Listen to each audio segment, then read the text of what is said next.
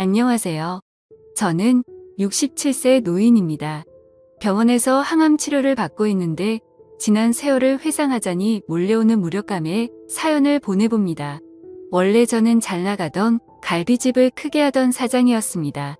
그러나 무리하게 사업 확장을 하는 바람에 시기가 잘못 맞아 조강지처와 자식까지 버리고 올린 공든 탑이 무너지고 말았습니다. 몇 번이나 재개하려고 했지만 쉽지 않았고 그러던 와중에 저는 돌이킬 수 없는 나락에 빠지게 되었습니다. 그 덕에 가족이며 친구며 지인들이 다 떠났고 저는 이리저리 집도 절도 없이 밖을 전전하는 노숙자 신세가 되고 말았습니다. 그러나 지금은 다행인지 불행인지 병원을 집삼아 있습니다. 노숙자들을 위해 좋은 마음으로 의료봉사 나오는 의사 선생님에 의해 현재 폐암 3기인 걸 진단받고 입원해서 항암 치료를 받고 있거든요. 나라에서 저희 노숙자들을 위해 암치료비 간병인까지 무상으로 지원해준 덕분에 명맥을 유지하고 있긴 합니다만 사실 저는 살만한 가치를 지닌 사람은 못 됩니다. 죽는 게 무섭고 두려워 마지못해 치료를 받고 있지만 삶 자체에는 별 미련이 없습니다. 다만 죽음이 가까워지니 30여 년 전 버렸던 조강지처와 딸아이가 유독 생각납니다. 저랑 암치료를 받기에 손을 써준 그 미모의 여자 선생님. 그 선생님과의 만남만 없었더라면 손 못 쓸 지경까지 가서 거리에 무연고자로 쓸쓸한 죽음을 맞이했을 텐데 우리의 만남은 정말 운명이었던 건지 하늘은 있는 건지 그래서 제가 벌을 받고 있는 건지 싶더군요. 아직도 그 만남이 옳았던 것인지 그릇된 것인지 판단이 안 섭니다. 저는 몇 달 전 지하철역에서 우글거리고 잠을 자고 있는데 오다 가다 만난 노숙자 친구가 절 깨우더군요. 우리 저쪽 출구에 가서 진찰이나 한 받아보세. 의사 양반들이 의료봉사를 나왔다고 하는구만. 난 됐으니까 혼자 가. 죽지 못해 사는 목숨 진료받아봤자 뭐한다고. 하니 친구가 다시 절 일으키더군요. 자네 얼마 전 가래침 뱉은 거 보니까 피도 좀 섞여 나오고 가끔 숨도 잘 못 쉬고 하던데 혹시나 모르니까 한번 같이 가보자고. 어차피 곧 근처 급식소에서 밥도 타야 하잖아. 친구가 자꾸만 재촉했습니다. 배에서는 식사 때가 되어 꼬르륵 신호를 보냈고 저는 결국 주섬주섬 일어나 친구가 이끄는 곳으로 갔더랬죠. 사람들이 유난히 많았고 친구는 진찰하는 줄을, 저는 밥 타는 줄을 서고 있었습니다. 그리고 밥을 타온 뒤 친구가 줄 서 있는 곳으로 가서 옆에 서서 허기짐에 밥을 먹는데 어느 여자가 절 놀란 듯 뚫어지게 쳐다보더군요. 저는 그 여자가 쳐다보든지 말든지 관심 없어서 밥을 우거우거 먹으면서 줄을 섰고 개처럼 감추듯 먹어치운 뒤 크게 트림을 했습니다. 의사와 간호사들은 아닌 척 하려 했지만 몇몇은 인상을 찌푸리더라고요. 친구가 제게 치면 좀 지키라고 눈치를 주는데 얼마나 웃기던지 혼났네요. 친구 차례가 끝나고 제 진료 차례가 다가왔는데 아까 저를 쳐다본 여의사가 저를 유심히 보더군요. 이리저리 제 진료를 봐주는데 그 이후에는 표정 미동 하나 없이 석상처럼 의례적으로 차가운 어투로 물었습니다. 요새 가래침을 뱉으면 피가 섞여 나와요. 바닥에서 자서 그런지 여기저기 뼈도 쑤시고 기침을 하며 더 자세한 상황을 말하려고 했지만 여의사는 이제 됐다며 차트를 기록한 후 별 이상 없으니까 그저 무리하지 말고 쉬라고 말하며 다음 분을 부르더군요. 기분이 나빠진 저는 바닥에 침을 뱉으며 여의사를 향해 쏘아댔습니다. 거봐, 내 이럴 줄 알았지. 내가 그래서 안 오려고 했던 거야. 저런 모시기 같은 것들이 우리를 모시기 취급하니까. 돈 배웠다고 오만 방자해가지고 선 딱 보니까 내 딸 또래고만. 잘난 것들은 애미 애비도 없나. 지가 번 돈으로 되는 사람을 이리 시건방지게 대하고. 욕설을 퍼부으니 여의사는 여전히 절 무시하고 진찰을 이어갔습니다. 기분만 더러워진 저는 씩씩대며 거처역으로 돌아갔습니다. 한참을 노숙자 친구와 그 여의사를 씹어대고 있는데 갑자기 누군가 앞에서 가만히 서 있더군요. 바로 그 여의사였습니다. 예상치 못한 등장에 얼마나 놀랐는지 뒤로 나자빠질 뻔했습니다. 그 여자는 무표정으로 가만히 절 보다가 쪽지 하나를 내밀더군요. 어떤 말도 없이 훌 떠나버렸습니다. 뭐 이런 게 다 있나 싶었죠. 쪽지 속에는 유명한 병원 이름이 적혀 있었고 의사 이름이 적혀 있었지만 고가운 태도가 화가 나 아무렇게나 훅 던져버렸습니다. 그런데 그 여자가 내려간 곳에 지갑 하나가 떨어진 게 아니겠어요. 아무래도 그 여자가 흘린 지갑 같았는데 저는 웬 떡이냐 싶어 얼른 주었습니다. 그 여자의 지갑 안에는 신분증과 면허증, 각종 카드와 5만원짜리가 빼곡하게 들어있었습니다. 얼씨구나 간만에 배에 기름칠 좀 해보겠다 싶어 노숙자 친구 몇 명을 모아 고깃집을 갔고 2차로 포장마차까지 갔습니다. 저는 무전 취식을 염려한 주인장을 위해 지갑 속 현금을 흔들며 돈을 먼저 내고 당당하게 자리에 앉았습니다. 간만에 실컷 고기를 먹고 밤새 잔을 부딪히니 넘기 전 안 좋은 기분은 싹 사라졌습니다. 하지만 경찰은 제게 절도 혐의로 경찰서로 연행해갔고 덕택에 확 정신이 들더군요. 돈을 꺼낼 때 보였던 분홍색 여자 지갑을 심상치 않게 본 주인이 신고를 한 거였습니다. 잠시 후 연락을 받은 지갑 주인 여의사가 경찰서에 도착했고 경찰에게 자초지종을 들었습니다. 이 지갑 주인 맞으시죠? 여기 있는 아저씨는 흘린 걸 주었다고 하는데 뭐 많이 없어졌나 확인해 보세요. 그러자 여의사는 저를 보고 서 지갑 속을 살펴보다가 이내 아무렇지도 않은 척 말하더군요. 뭐 없어진 것도 없고 그리고 뭔가 오해가 있나 본데 이거 제가 흘린 거 아니에요. 이 아저씨한테 불쌍해서 준 거예요. 그러자 경찰이 어이없다는 듯 그럼 신분증이나 면허증 같은 것도 같이 줬냐고 비꼬니 여의사는 주인이 줬으면 준 건가 보다 하려고 당차게 받아치더군요. 지갑 주인이 이렇게 나오니 경찰들도 절 가둘 명목이 없어졌고 전 금세 풀려났습니다. 도대체 이 여자는 누군데 제게 이런 호의를 베푸는지 알 수가 없었습니다. 의구심을 품고 여자와 함께 경찰서를 나오는데 그 여자가 지갑을 내밀더군요. 여기서 쓰고 싶은 만큼 쓰세요. 신고 안 할 테니까요. 카드도 현금도 다 써도 돼요. 대신 나랑 같이 있는 하루만요. 하고 얘기하자 저는 눈이 휘둥그레져서 이 여자가 지금 나한테 무슨 수작을 부리려는 건지 아까의 고마움이 의심으로 변했습니다. 제가 의심스러운 눈길로 보자 여의사는 사실 자기가 현재 심리학 공부를 하는데 저를 상대로 실험을 하고 싶다며 이를 논문으로 쓴다고 하더군요. 그러니 하루 동안 본인은 돈을 댈 테니 저더러는 같이 있자고 졸랐습니다. 처음엔 허튼 수작 같기도 하고 젊은 여자가 붙으니 내가 행색은 이래도 아직 남자로서 매력이 있나 싶기도 했습니다.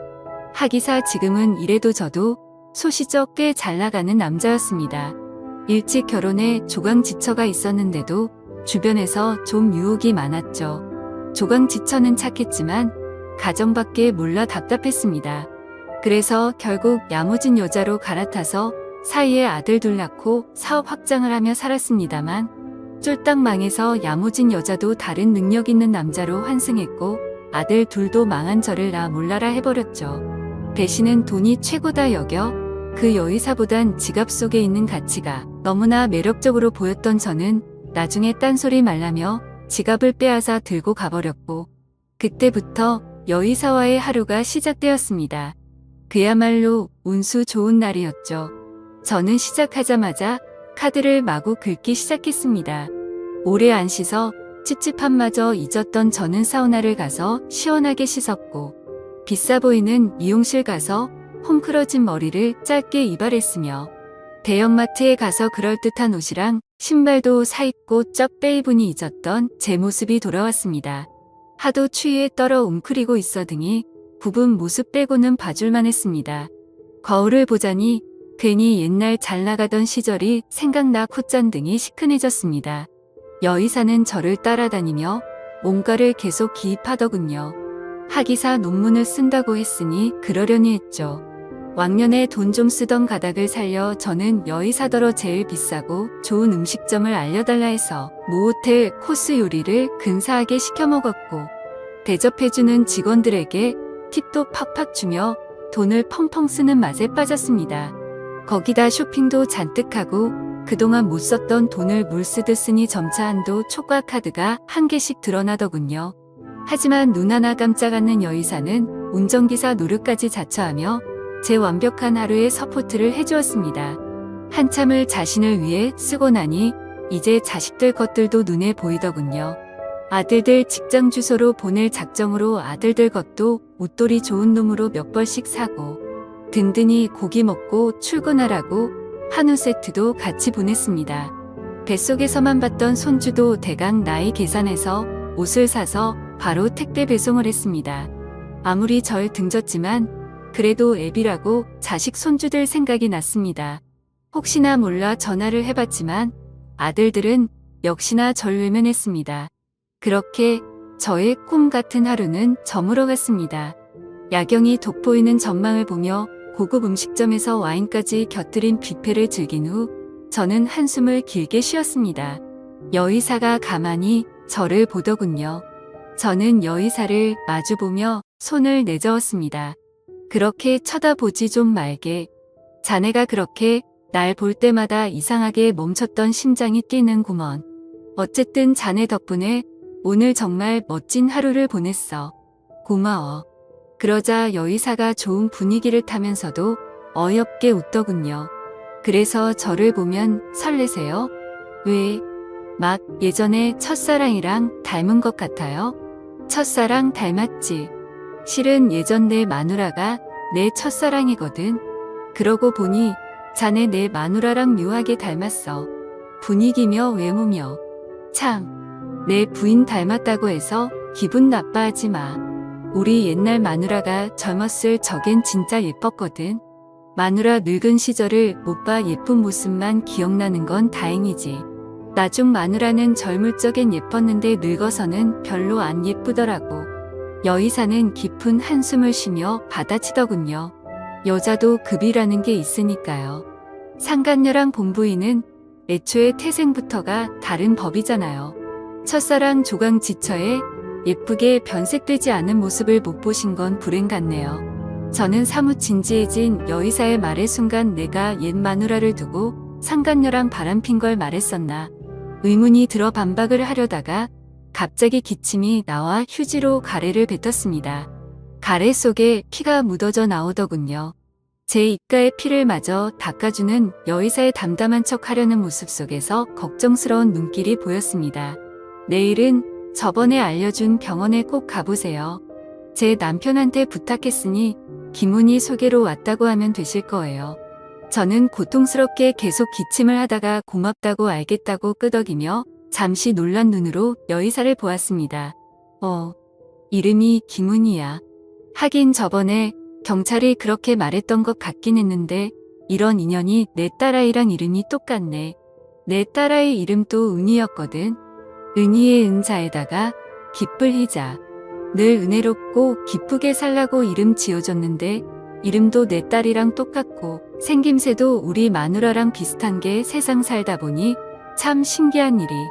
잠깐, 너 설마? 저는 손에 들고 있던 휴지를 떨어뜨리고 멍하니 그 여의사를 바라보았습니다. 여전히 담담하게 미동 없는 표정으로 있는 여의사. 세상 살다 보니 진짜 이런 일이 왜 진작 알아보지 못했던 걸까요? 네, 바로 그 여의사는 30여 년 전 버리고 간 제 딸아이였던 겁니다. 아마도 그때가 막 초등학교에 입학한다고 유난히 좋아했던 내 딸아이에게 제 눈앞에 당당하게 의사로 앉아있는 총명했던 내 딸의 존재를 믿을 수가 없었습니다. 제 손이, 몸이, 눈이 덜덜덜 떨렸습니다. 그동안 묵혀왔던 애끓는 눈물이 쉴 새 없이 떨어졌습니다. 제 딸도 입을 꾹 다물고 있었지만 이 악물고 버티고 있었지만 흐르는 눈물은 어떻게 할 수 없었습니다. 저는 천천히 일어나 딸한테 다가갔습니다. 돈만 보느라 지갑 주워서 신분증 볼 생각은 못했나 봅니다. 본인 아니만 보느라 경찰서에서 은이라고 불렀던 말은 한 귀로 흘렸나 봅니다. 눈치가 둔해졌는지 지금에서야 딸이라고 알아봐주니 황송해서 몸둘 바를 모르겠습니다. 저는 딸한테 다가가 무릎을 꿇었습니다. 미안하다. 정말 내가 다 잘못했어. 젊은 시절 그냥 그때는 내 엄마가 답답했어. 집하고 너랑 나밖에 몰랐던 마누라가 너무나도 모자라 보였었는데 그 진심을 이제야 알았단다. 그땐 이미 내가 모든 걸 잃은 후인데 내가 무슨 낯짝으로 찾아갈 수가 있겠니? 아빠가 미안하다. 정말 미안해. 아빠가 선택한 상간녀는 다른 남자랑 살림 차려 두 아들은 등 돌려 괘씸할 텐데도 야무지게 제 카드로 잘 챙기시더군요. 이렇게 눈물 나는 아버지, 마음 그들이 알아주는지 모르겠습니다. 지난 과거에 처절했던 모든 그녀의 아픔이 세상 눈시울을 적셨습니다. 언제 그리 됐냐 하니 제가 그렇게 상간녀한테 떠난 후 바보처럼 재혼도 안 한 상태로 딸만 바라보고 평생을 살다 운명했다고 합니다. 고구마 모질이 같은 여편네 같으니 딸은 저렇게 똑소리 나게 키워놓고 자기 인생은 그대로 낭비한 그녀의 바보스러움이 한탄스럽더군요. 여보, 아침은 꼭 먹고 출근해야 돼요. 당신이랑 우리 은희가 좋아하는 반찬들로 식사 다 차려놨어요. 옆에 자고 있는 은희 깨워서 얼른 아침 먹어요. 제발 그 여자한테 가지 말아요.